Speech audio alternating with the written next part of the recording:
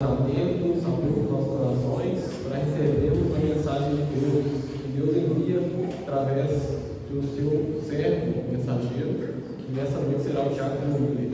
Então convido que esteja ao público para trazer a mensagem do Senhor essa noite.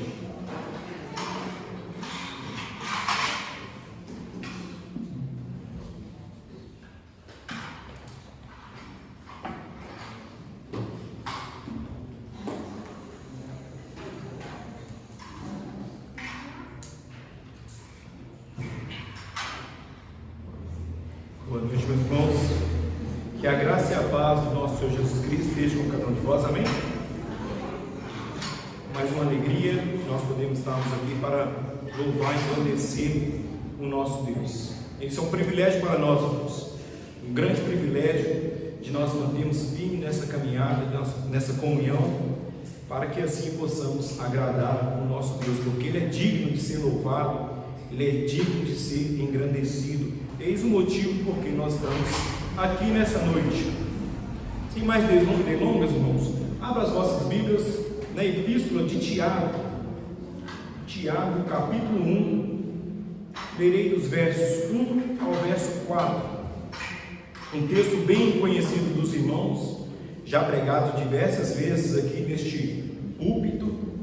E em detrimento da última mensagem do nosso pastor, reverendo Elton Roberto, achei conveniente estar pregando, ministrando sobre este texto. Foi até uma citação da última mensagem, sobre a verdadeira fé.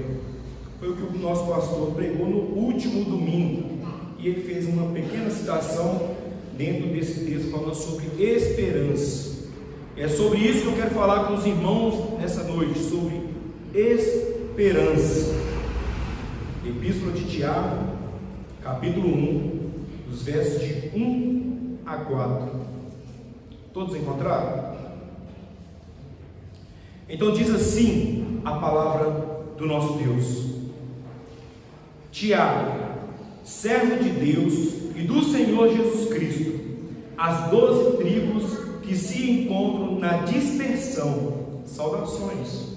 Verso 2: Meus irmãos, tende por motivo de toda alegria o passar por várias provações, sabendo que a provação da vossa fé, uma vez confirmada, produz perseverança. Ora, a perseverança deve ter ação completa, para que sejais perfeitos e íntegros, em nada deficientes. Feche seus olhos, farei mais uma oração. Senhor nosso Deus e eterno Pai, Senhor, nós te agradecemos porque o Senhor nos concedeu essa preciosa graça de conhecer os oráculos do Senhor, ó Deus, através do Teu Espírito Santo, ó Deus. Sabemos que é Ele que ilumina nossa mente para compreender os oráculos do Senhor, ó Pai. Muito obrigado, Deus. Neste momento, ó Pai, peço a ajuda ao Teu Espírito Santo, ó Pai, que possa iluminar as nossas mentes, que o Espírito Santo do Senhor possa aplicar essa mensagem nas tábuas dos nossos corações, ó Pai. Que o Senhor, ó Deus, receba glória para si, e que o Senhor possa, ó Pai, mediante as Tuas graças e infinitas misericórdias, nos conformar à imagem e semelhança de Cristo Jesus, ó Pai. Assim oro e te agradeço no nome de Jesus Cristo. Amém. Amém, meus irmãos. Perseverança. Algo que deve ser comum na vida dos cristãos. Em nossas vidas, a perseverança tem que estar incutida em todo momento, em todo instante. Antes de estar iniciando a mensagem, como sempre faço, eu gosto de deixar aqui duas perguntas para os irmãos ir refletindo, pensando sobre, e no decorrer da mensagem, que essas duas perguntas, nós possamos encontrar respostas nas Sagradas Escrituras. Primeira pergunta: o que é necessário para sermos perseverantes? O que é necessário? E segundo, e qual a necessidade de perseverar? Qual que é a necessidade? Voltando aqui para a Epístola de Tiago, Tiago escreveu essa carta no ano 40, aproximadamente, data é sempre aproximada, nunca é concisa ali. Então foi aproximado no ano 44, 62 depois de Cristo. Esse Tiago é um dos 12 apóstolos, também conhecido como o irmão terreno de Jesus Cristo. Então, com certeza, ele esteve caminhando com Jesus Cristo, ele esteve no meio dos 12 apóstolos. Tiago, irmãos, quando ele vai escrever essa carta, aqui nessa data do ano 62 depois de Cristo, já tem início da perseguição judaica, a perseguição da igreja primitiva. Então, possamos ali dizer que esses irmãos cristãos que estão ali em Jerusalém, em Israel, devido a essa perseguição, eles vão ter que dispersar. Eles vão ter que dispersar, não vão poder mais ficarem ali. E até nisso mesmo nós vemos que é um propósito do Senhor, porque se não há essa perseguição, este evangelho também não chegaríamos até nós. Então, em tudo, mesmo em meio às crises, em meio às adversidades, sempre Deus tem um propósito. Tudo tem um propósito. Então, possamos assim dizer que nessa era houve sim uma crise política, uma crise econômica, uma crise social, principalmente olhando para os nossos irmãos judeus, eles largando a sua pátria, largando ali a terra santa, para ter que morar em outra terra, ter que pegar as suas famílias, largar os seus trabalhos, onde eles conseguiriam renda ali, ter que ir para outro lugar e começar tudo do zero. Então, crise política, crise econômica, crise social. Então Tiago escreve essa carta com o propósito de encorajar esses irmãos que mesmo meio a essas adversidades, mesmo estando em outros lugares, para eles não desistirem da fé, para eles não desistirem da caminhada, ficarem pelo caminho. Então o propósito que Tiago escreve essa carta é ensinar a sabedoria de Deus, para perseverar em meio às dificuldades, até que Cristo venha. Na concepção do servo Tiago, divinamente inspirado pelo Espírito Santo, os cristãos devem receber a sabedoria de Deus. A gente tem que entender uma coisa, que há sabedoria humana que Deus capacita nós para termos, mas também há sabedoria de Deus. Para essa sabedoria era para permanecerem fiéis em meio às dificuldades, aos sofrimentos, aos conflitos que eles estavam enfrentando naquele momento. Adversidade, sofrimento, conflitos, isso daí é comum na vida do cristão. Quando nós estamos aí querendo servir a Deus fielmente, as atribulações vêm, as provas vêm, e é permissão do Senhor isso sobre as nossas vidas. Então, olhando aqui para cá, nós temos aqui no capítulo 1, no verso 1, temos aqui o prefácio, a saudação. Então aqui ele se apresenta, Tiago, servo de Deus e do Senhor Jesus Cristo. Interessante aqui que ele já se apresenta como servo, alguém que tem a sua vida, alguém que tem a sua mente cativa a Deus, cativa a Jesus Cristo, alguém que está ali para servir. Ele poderia se apresentar aqui como um apóstolo, né, como uma credencial, principalmente se escrevendo isso para o judeu. Quando se apresenta como um apóstolo, então, ou seja, ele há uma credencial muito importante da época, com certeza. Mas não, aqui ele se apresenta como servo, uma pessoa que está dedicada ao próximo, mesmo em detrimento dos seus próprios interesses. E aqui, para quem a carta será destinada às 12 tribos que se encontram na dispersão, saudações, ou seja, para os irmãos judeus cristãos que estão espalhados pelo mundo. Eles não estavam somente na Ásia, mas também podemos ter a convicção que também estavam ao Mediterrâneo. Então ele escreve essa carta para a igreja. Verso 2. Então diz assim: meus irmãos, tende por motivo de toda alegria o passar por várias provações. Então o que está falando aqui? Meus irmãos, irmãos em Cristo. Então ele está escrevendo uma carta que é exclusivamente para a igreja. Ele fala assim: tende por motivo de toda alegria o passardes por várias provações. O que ele está querendo dizer aqui? Que o cristão, ele deve se alegrar na provação. Ele deve se alegrar na provação, e não por causa da provação, porque seria meio que você se alegrando por sentir dor, né? Seria o que? Um autoflagelo, seria um ato de masoquismo, possamos assim dizer.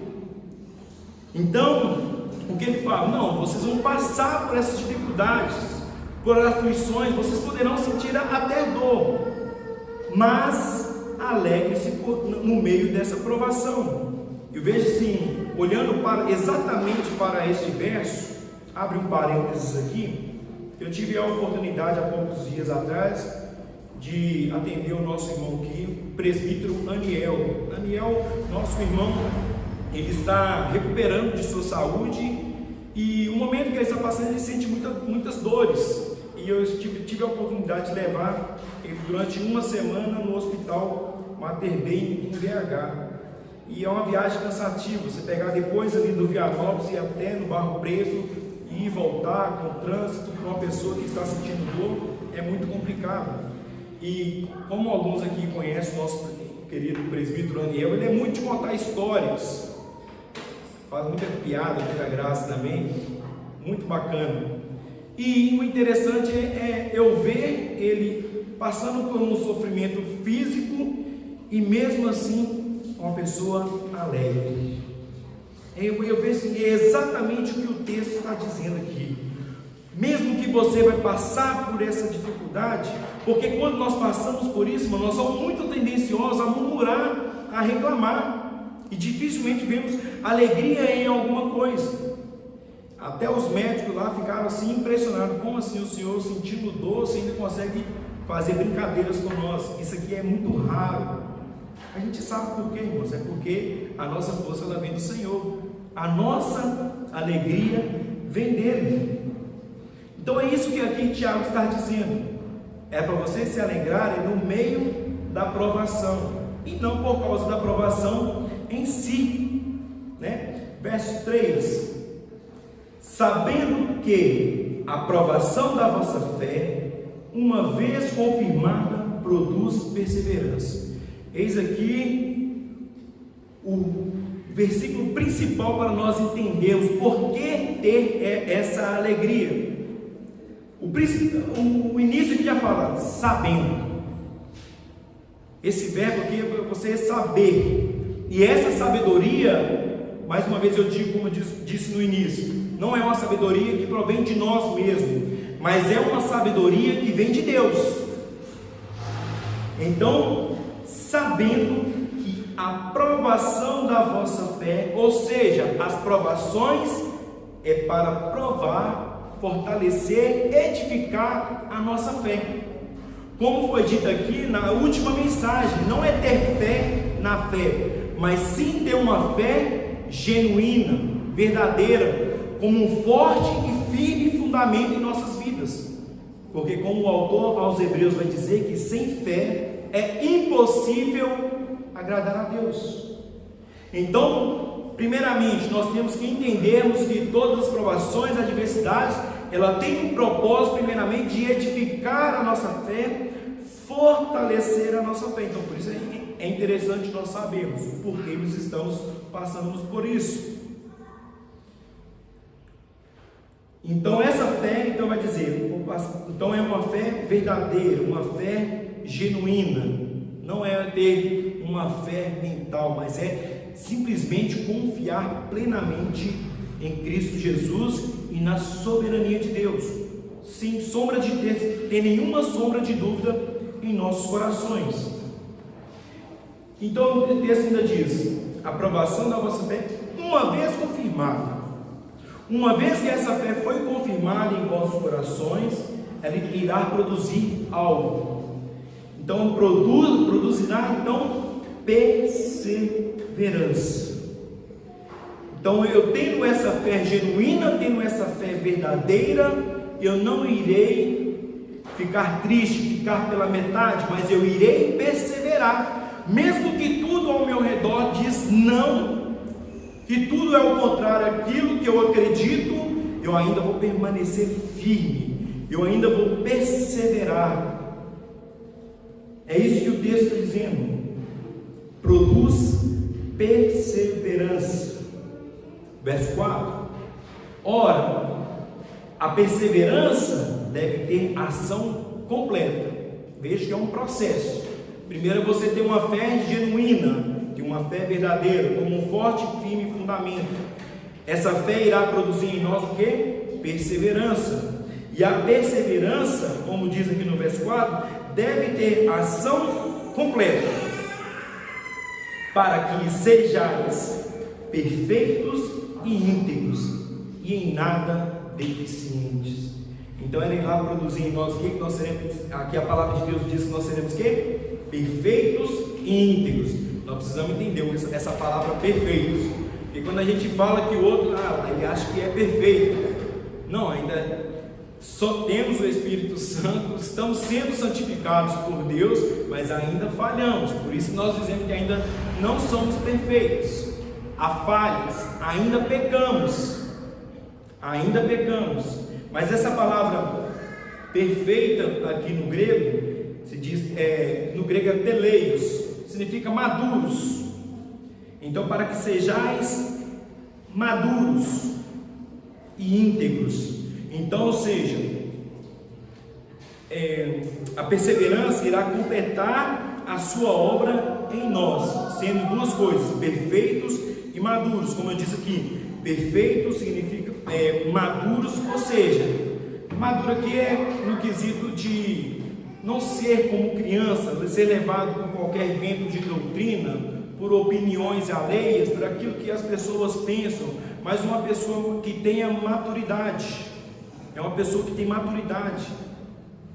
Uma pessoa madura é uma pessoa que tem casca grossa para suportar os rojões da vida. Não porque somos fortes, mas é porque é do Deus que habita em nós. Por isso que suportamos as adversidades. E Brasil aqui não é diferente, né, irmãos? Tem uma frase famosa aí que está na boca do povo brasileiro, que é: o Brasil não é para amadores. O Brasil não é para amadores. Então precisamos ficarmos firmes mesmo, termos casca grossa para suportarmos as adversidades que estão e que ainda irão vir sobre as nossas vidas, se assim prove ao Senhor. E a segunda palavra a segunda coisa que a perseverança irá produzir em nós sejamos íntegros. Íntegro significa o que aqui? Que é inteiro, em nenhuma parte deficientes, completo em todos os aspectos, seja morais ou seja éticos, livre do pecado. A nossa luta maior é contra o pecado, contra nós mesmos. Às vezes achamos que é Satanás, mas a nossa maior luta é contra nós mesmos, contra os nossos próprios pecados, e sem culpa. Então isso a perseverança irá produzir em nós. E nós ficamos pensando assim: beleza, eu estou aqui suportando essas adversidades, esses sofrimentos, tudo aquilo que está nos rodeando. O que eu vou ganhar com isso? O que eu vou ganhar com isso? Olhando para o contexto da época, quando eu falei que essa carta foi escrita no ano 62 depois de Cristo, início da perseguição da igreja primitiva, eu ficaria olhando para os apóstolos, para os 12, que eles não eram diferentes de nós, porque uma certa feita eles perguntaram ao Senhor Jesus: o que nós iremos ganhar? Aí já está pensando lá na eternidade: quem é o Deus, Senhor Jesus? Deixa eu sentar aqui à sua direita. Eles queriam algo em troca, querendo ou não, né? Porque pensamos muito ainda o que? Na recompensa, o que iremos ganhar. Olhando então para a vida desses apóstolos ali no início ali da igreja, no início da igreja primitiva, eu fico pensando assim, o que esses apóstolos ganharam por perseverar até o fim? O que eles receberam? De acordo com o livro de John MacArthur, o livro chama 12 Homens Extraordinariamente Comuns. Olha a recompensa que esses apóstolos tiveram. Ele escreve sobre a biografia de cada um, e no final da biografia ele escreve ali o que esses apóstolos receberam. Ele vai dizer primeiro: Pedro, crucificado numa cruz invertida. André, amarrado numa cruz em forma de X. Tiago, o próprio apóstolo aqui da carta, decapitado ao fio da espada por Herodes Agripa I. João, o apóstolo João, ele não foi martirizado. Sabemos que ele morreu de velhice na ilha de Patmos, padeceu na ilha de Patmos. Mas João passou provas, sofreu por causa do evangelho, foi lançado em uma caldeira de óleo quente. Filipe, apedrejado em Heliópolis. Natanael, amarrado dentro de um saco e lançado no mar. Mateus, o ex-publicano, atravessado com uma lança. Judas Tadeu, espancado até a morte. Isso aí que eles receberam por perseverarem até o fim. Mas claro, nenhum desses sofrimentos se compara com o do nosso Senhor e Salvador Jesus Cristo. Mas foram 12 homens comuns, como eu, como vocês, com um chamado extraordinário, e por perseverarem até o fim, receberam a coroa da vida eterna, salvação. Isso que eles receberam, e é isso que nós almejamos em nossos corações. Queremos perseverar até o fim, porque a Bíblia já me fala que aquele que perseverar até o fim será salvo. O final das contas é salvação, redenção, vida eterna. Concluo aqui com as duas perguntas que eu fiz iniciais. O que é necessário para sermos perseverantes? Primeiramente, ter um firme fundamento chamado fé. Não é fé na fé, mas é uma fé que provém do nosso próprio Deus. Ter uma fé inabalável, como diz o nosso Senhor Jesus Cristo, nem que seja do tamanho de um grão de mostarda, mas tem que ter, capaz de mover moinhos. Por isso que é necessário sermos perseverantes. E por que a necessidade de perseverar? Porque, primeiramente, isso agrada a Deus. Vivemos para agradar a Deus.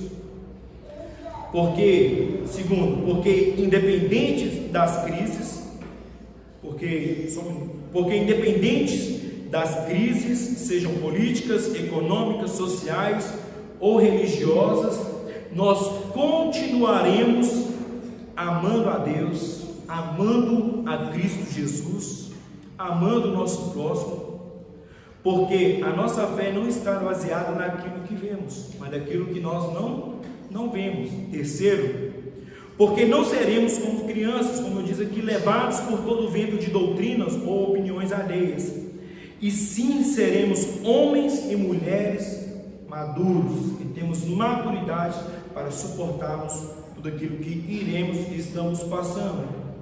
E quarto, porque a perseverança irá nos livrar do desânimo espiritual e também de todo o pecado.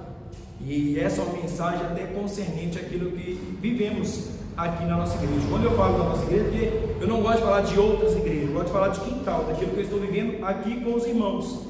Porque está início de ano, nós começamos, vamos por tudo, fervoroso, e vamos fazer, e a galera, o pessoal está vindo, beleza. Chega no meio do ano, chega depois do meio do sétimo mês, oitavo mês, nono mês, aí se passou a sair de férias, aí Então a gente precisa sermos perseverantes em todos os âmbitos das nossas vidas.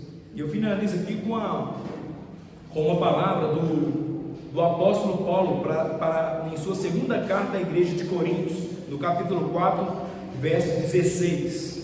Ele diz assim, falando sobre aflições, ele diz assim: olha, por isso não desanimamos, pelo contrário, mesmo que o nosso homem exterior se corrompa, contudo, o nosso homem interior se renova de dia em dia, porque a nossa leve e momentânea tribulação produz para nós eterno peso de glória, acima de toda a comparação, não atentando nós nas coisas que se veem, mas que se não veem, porque as que se veem são temporais, são passageiras, são momentâneas, e as que se não veem são eternas.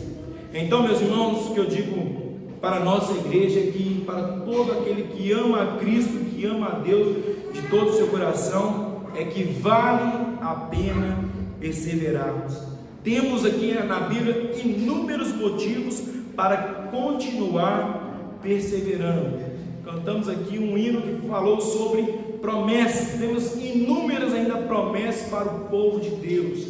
Eles já tentaram catalogar quantas promessas temos na Bíblia. Nós temos mais de 6.000 promessas para o povo de Deus. Mas como eu vou conhecer a promessa sem ler a Bíblia, sem estudar? Impossível, né? Então, para que nós continuarmos perseverando, e não somente na fé, meus irmãos, não somente na fé, mas em todos os âmbitos das nossas vidas, todos os âmbitos, seja no trabalho, seja uma atividade física, nós precisamos sermos persistentes, precisamos perseverar. Essa é uma mensagem muito concernente para mim mesmo, porque muitas vezes tudo que eu começo não termino. Estou lá malhando lá, mas para bater um desame e não ir mais na academia, pouco custa. Mas é necessário o quê? Perseverar, porque eu preciso cuidar o quê? Da minha saúde, porque senão lá na frente eu vou ter problemas sérios de saúde. Então é necessário não somente perseverar na fé, mas em tudo aquilo que nós estamos fazendo, em todos os âmbitos das nossas vidas. Então que assim, meus irmãos, que o Espírito Santo de Deus, como orei aqui, que Ele possa aplicar essa mensagem em nossos corações. Nós não venhamos desistir daquilo que nós começamos. Aquele que colocou a mão no arado, ele é indigno de olhar para trás.